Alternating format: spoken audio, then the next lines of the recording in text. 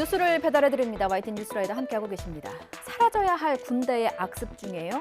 저녁방이라는 게 있습니다. 사회로의 복귀를 축하한다. 그리고 헤어짐의 아쉬움을 나눈다. 이런 의미를 담아서 저녁 전날 밤에 후임병들이 집단으로 때리는 거라고 합니다. 아니, 축하해주고 격려해줘도 모자를 파네. 때리기는 왜 때립니까? 병사의 부모는요, 아들이 전역하는 날 아침 아들의 거수 격례 대신에 이런 만신창이의 몸을 마주했습니다. 멍은 물론이고 어깨 인대까지 끊어져서 전치 4주의 진단을 받았습니다. 부모 마음이 얼마나 찢어지겠습니까? 군사경찰은요, 폭행을 주도한 4명을 구속했는데 일부는 혐의를 부인하고 있다고 합니다. 이 소식 황윤태 기자가 단독으로 취재했습니다. 이렇게 A씨의 몸이 만신창이가 된 건 전역을 하루 앞둔 지난달 16일 밤 강원도 동해에 있는 해군 1함대 산하부대 생활관에서 동기 4명과 후임 3명에게 이른바 저녁방 명목으로 구타를 당한 겁니다. 맞긴 싫었어요.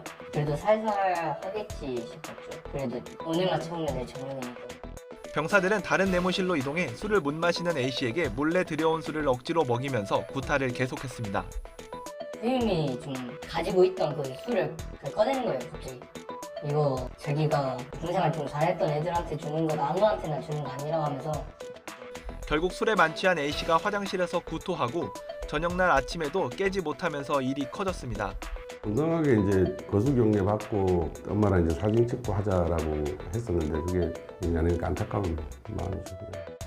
해군은 아직 수사가 진행 중이라면서 향후 결과에 따라 엄중하게 조치하겠다고 설명했습니다.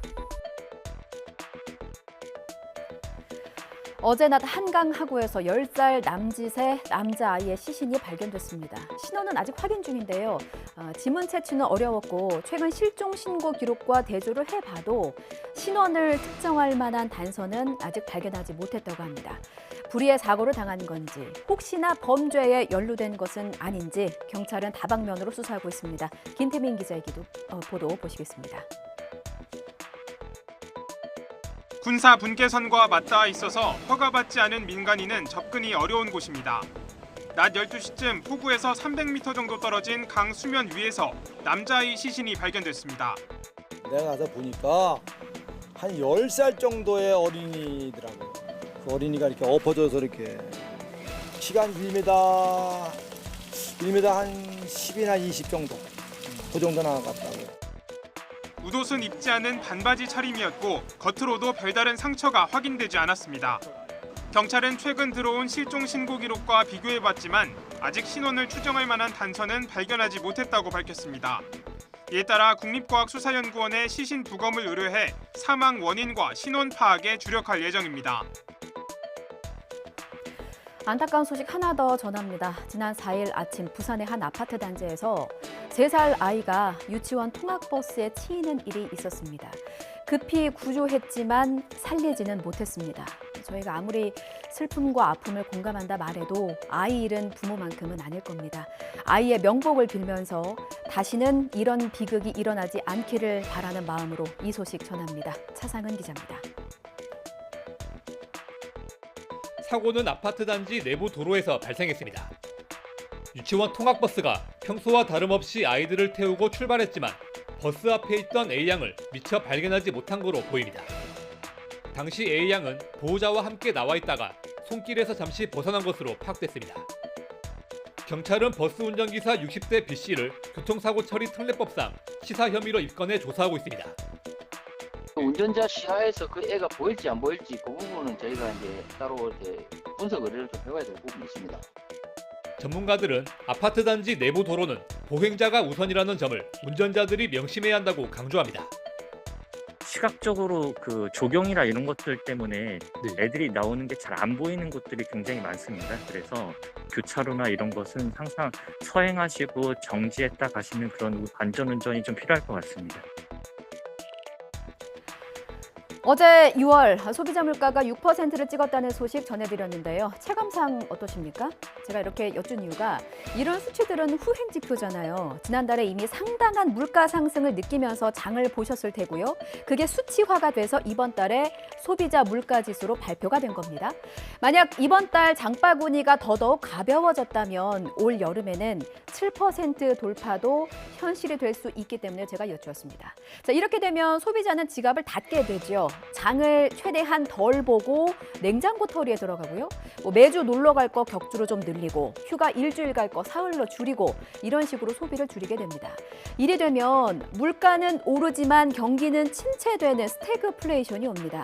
어쩌면 제 마음속에는 이미 스태그플레이션이라는 단어가 들어와 있는지도 모르겠어요. 권남기 기자입니다. 만약에 이제 이런 상승 속도를 유지한다면은 7%대를 보일 수 있는 가능성을 배제할 수 없습니다. 물가를 순식간에 끌어올린 주범인 석유와 곡물 가격이 진정될 기미는 보이질 않고 전체 산업과 가계에 영향을 미치는 전기와 가스 요금은 이번 달부터 본격 인상됐습니다. 여기에 전통적으로 물가에 취약한 여름철 농축산물 가격이 요동치고 외식과 함께 여행이나 여가 수요도 회복하며 물가 상승을 부채질합니다. 고점은 제 생각에도 6% 후반이 아마 가장 높은 수준이지 않을까 생각이 되는데, 다만 최근에 환율이라든가 원재재 가격 흐름이 지금 수준보다 더 올라가면 7%대도 걱정은 고물가에서 그치지 않습니다.